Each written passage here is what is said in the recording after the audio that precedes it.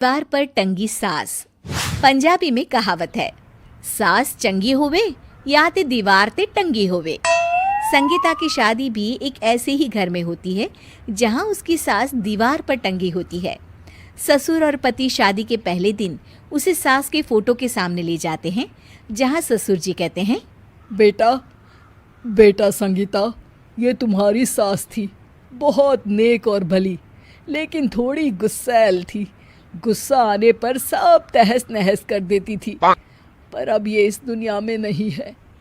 हाँ संगीता, माँ होती तो तुम इनकी कोई बात टाल नहीं सकती थी, वरना तो माँ घर में भूचाल ले आती।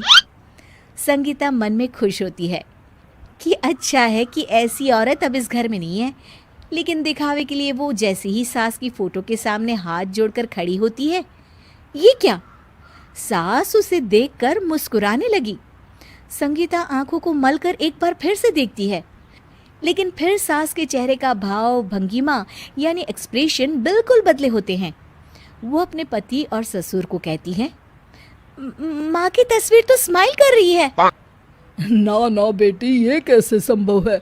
जरूर तुम्हें कोई गलती हुई होगी, ऐसा कैसे हो सकता है? लगता है तुम शादी की सारी फॉर्मेलिटी करते करते थक गई हो, तुम्हें आराम की जरूरत है संगीता। खैर, सारे संगीता की बात को इग्नोर कर कमरे में चले जाते हैं। वैसे सास की फोटो पर एक्सप्रेशन एक के बाद एक बदलते ही रहते हैं। सुबह होती है, पति और ससुर को काम पर भेजकर संगीता कमरे की सफाई करने में लग जाती है कि तभी उसे आवाज आती है, टेबल ठीक से साफ करो। ऐसे भी कोई टेबल साफ करता है? इससे अच्छा तो ये गंदा ही था। किसी औरत की आवाज सुन संगीता दंग रह जाती है और सोचने लगती है कि आवाज कहाँ से आई। आवाज को नजरअंदाज कर वो फिर से अपना काम करना शुरू करती है, लेकिन इस बार तो आवाज बिल्कुल उसके कान के पास से आती है। मेरा घर है ये, जब तक मैं थी चमका कर रखती थी, हर एक चीज शीशे की तरह थी। तुम्हें तो ना सफाई आती है ना कुछ पता है। क्यों तुम्हें मेरे घर की जिम्मेदारी दे दी गई है? पता नहीं तुम में मेरे बेटे को क्या दिखाई दिया। मैं होती तो एक से बढ़कर एक लड़कियों की लाइन लगा देती। अब संगीता को समझने में देर नहीं लगी कि ये आवाज किसी और की नहीं बल्कि उसकी सास की है, जो दीवार पर टंगी है। वो उसके पास जाती है और कहती है, नमस्ते सासू माँ, मुझे तो कल ही लग रहा था कि दीवार में कुछ काला है। वो दीवार नहीं, दाल होती है पगली। सही पकड़े हैं सासू माँ। तो क्या हो गया आपको जो आप यहाँ भी चैन से नहीं बैठी हैं? सुना मैंने आपका व्यवहार काफी गुस्से वाला था।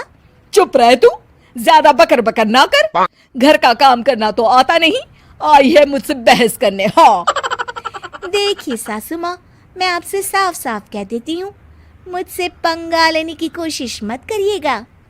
तभी पीछे से संगीता का पति आता है।